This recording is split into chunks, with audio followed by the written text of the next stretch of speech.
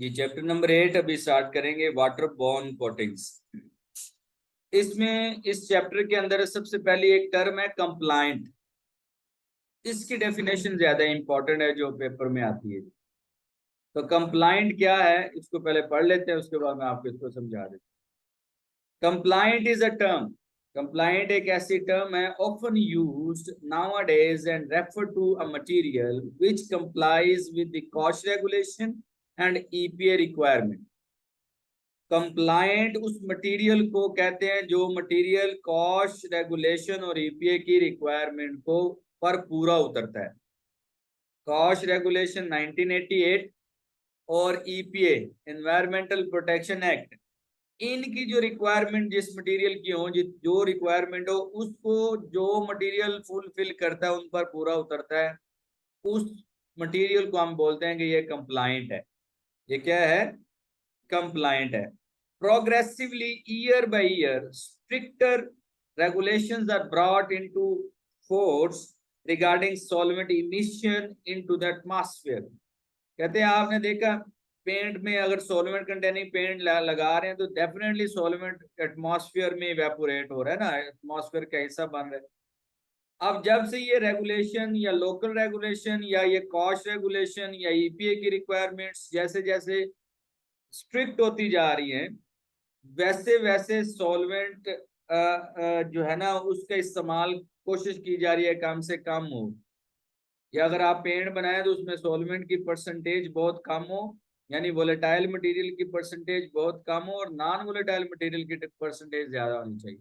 या एक मिसाल से बात को थोड़ी वाजे करते हैं। कहते हैं जी suppose for example 60% volume solid paint, यानी जो वोलेटाइल और नॉन वोलेटाइल समझते हैं ना, कि वोलेटाइल तो हमने कहा था कि वो मटेरियल जो एम्बिएंट टेम्परेचर पर खुद इवेपोरेट हो, जब वोलेटाइल होता है। और जो इवेपोरेट ना हो बल्कि सॉलिडिफाई होकर पेंट फिल्म की सूरत अख्तियार कर ले, उसे हम कहते हैं कि ये नॉन वोलेटाइल है।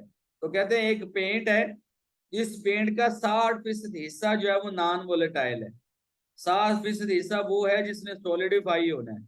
60% हिस्सा सॉलिड पार्टिकल्स पर मुश्तमिल है समिल एंड यूजिंग हाइड्रोकार्बन, और उसका 40% हिस्सा जो है वो समिल वोलेटाइल है।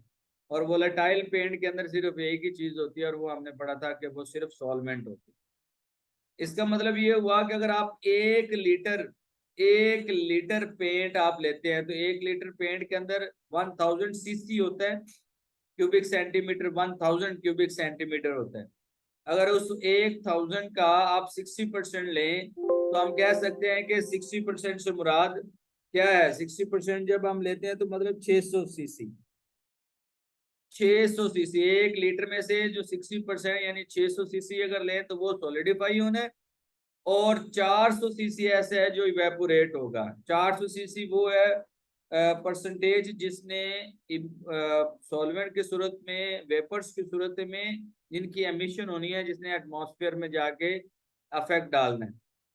तो वे देखें, वो कहता है कि अगर आप 60% वाला पेड़ यूज करते हैं, वीएस परसेंटेज जिसकी 60 है, तो इसका मतलब 1 लीटर से कम 400 सीसी सॉल्वेंट उड़कर एटमॉस्फेयर में जाएगा, जिससे क्या होगा? नुकसान होगा। और नुकसान कहाँ होना? एनवायरनमेंट भी खराब। उसके अलावा इन दी एंड आखिरी इम्पैक्ट जो पड़ना होता है वो ओजोन लेयर के ऊपर पड़ना होता है। आपको पता है ओजोन लेयर हमारे इर्द गिर्द बनाई गई जो कि हमें सूरज की अल्ट्रावायलेट रेडिएशन से बचाती है। तो जब ये जो हाइड्रोकार्बन सॉल्वेंट्स अगर होंगे तो हाइड्रोकार्बन सॉल्वेंट बड़ी तेजी के साथ ओजोन लेयर के साथ रिएक्शन करते हैं और उसको पतला कर देते हैं, जिससे जो चांसेस हैं वो और ज्यादा बढ़ जाते हैं। जो नुकसानदेह सूरज की शुआएं हैं वो डायरेक्ट जमीन पर आती हैं और जो ह्यूमन लाइफ को नुकसान देती है। तो इसलिए जो है ना वो कोशिश की जा रही है, मैन्युफैक्चरर को इस बात की तरफ कंपेल किया जा रहा है कि नंबर 1 या तो सॉल्वेंट फ्री पेंट का इस्तेमाल करें, या अगर सॉल्वेंट इस्तेमाल करना है तो उसकी उसकी परसेंटेज कम करें। तीसरा, अगर सॉल्वेंट आप इस्तेमाल करना है तो कोशिश करें वो कंप्लायंट हो, सॉल्वेंट ऐसा हो जिससे एनवायरनमेंट को नुकसान ना पहुंचे, जो है ऐसा सॉल्वेंट हो जो वर्किंग पर्सोनल्स को नुकसान ना पहुंचे, ऐसा सॉल्वेंट हो जिससे ओजोन लेयर डिस्टर्ब ना हो। क्लियर है? या तो सॉल्वेंट इस्तेमाल ना करें, और अगर करें तो सॉल्वेंट कंप्लायंट होना चाहिए। कहते हैं इसी वजह से क्या किया जाता है, मैन्युफैक्चरर कोशिश कर रहा है कि सॉल्वेंट बॉर्न पेंट या हाई वॉल्यूम सॉलिड परसेंटेज रखने वाले पेंट, VS परसेंटेज इसमें 60 की बजाय मैक्सिमम हाईएस्ट हो, उसको बनाने की जो है ना कोशिश में है, अल्टरनेटिव ढूंढ रहे हैं।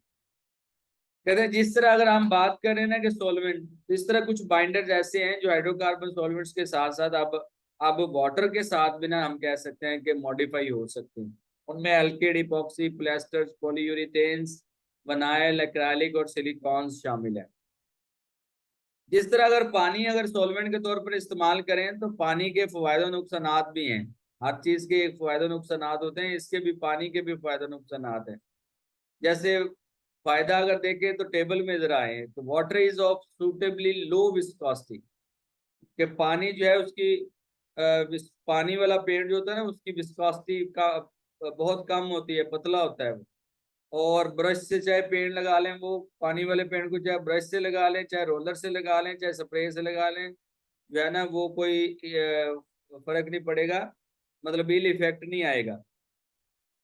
अगर डिसएडवांटेज देखें तो water usually need a small amount, अगर डिसएडवांटेज वो कहता है ये है कि पानी तो बहुत अच्छा चले सॉल्वेंट है, लेकिन आज भी पानी अकेला यानी प्योर वाटर जो है ना वो बतौर सॉल्वेंट इस्तेमाल नहीं होता। पेंट के अंदर कोई ना कोई थोड़ी सी मिकदार को सॉल्वेंट की उसमें डालकर मॉडिफाई करके यूज करना पड़ता है, यानी थोड़ा सा को सॉल्वेंट हाइड्रोकार्बन डालना पड़ता है, ज्यादा मिकदार पानी की होती है सॉल्वेंट की, और थोड़ी सी मिकदार उसमें हाइड्रोकार्बन डाल के फिर जो है ना उसको हाइब्रिड बनाकर फिर मॉडिफाई करके फिर उसका इस्तेमाल किया जा सकता है। इस तरह पानी वो कहता है water is a recyclable cheap, सस्ता है और बार बार इस्तेमाल हो सकता है, अबंडेंट कसरत से पाया जाता है, नॉन टॉक्सिक है, नॉन फ्लेमेबल है, इसको ना आग लगती है ना ये जहरीला है, और in period of high humidity drawing will be retard. अगर ह्यूमिडिटी आई है, ह्यूमिडिटी क्या होती है, हमने कहा था कि वाटर वेपर्स या सॉल्वेंट वेपर्स जो हवा में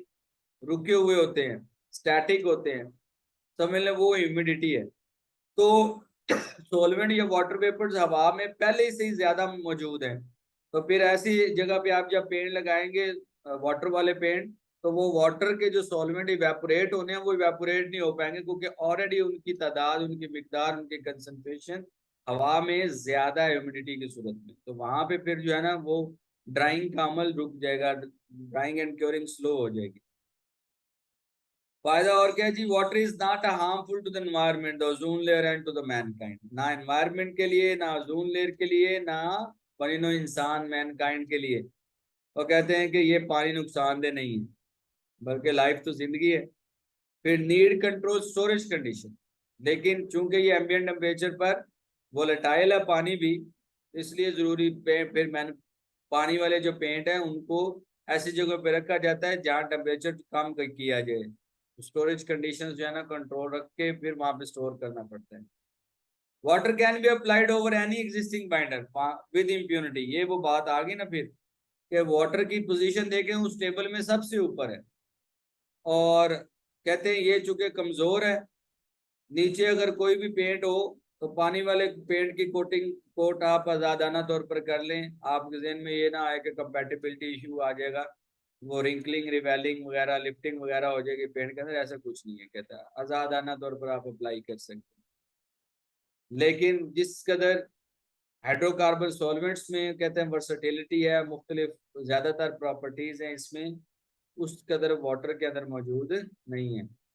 और वाटर का जैसे अभी आपने पढ़ा कि पीछे कुछ पेड़ से तो कई घंटे दिन भी लग सकते हैं उसको क्योर होने में, ड्राई क्योर होने में, लेकिन अगर पानी वाला पेंट हो तो एक अच्छा दिन, सही सनी डे हो, तो उस एक अच्छी कंडीशंस की सूरत में एक दिन में एक कई जो है वो कोट अप्लाई हो सकते हैं पेंट के। क्लियर? ये भाई आपका चैप्टर नंबर 8 है।